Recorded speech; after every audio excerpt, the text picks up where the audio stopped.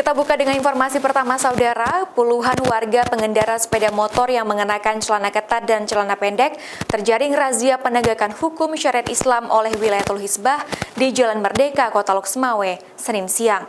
Dalam razia ini, petugas juga menertibkan warga yang duduk ngangkang saat berboncengan di belakang sepeda motor.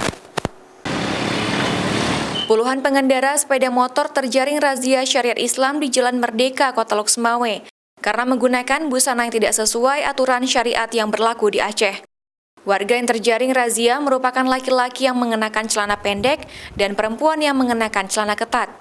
Para pelanggar yang terjaring razia Wilayatul Hizbah tersebut kemudian diberi kain sarung untuk menutup auratnya. Selain itu, petugas juga melakukan pendataan agar para pelanggar tidak mengulangi cara berpakaian tidak sesuai syariat Islam. Petugas juga menertibkan warga yang duduk berboncengan dengan cara mengangkang, karena tidak sesuai dengan seruan yang dikeluarkan pemerintah Kota Lok Semawe.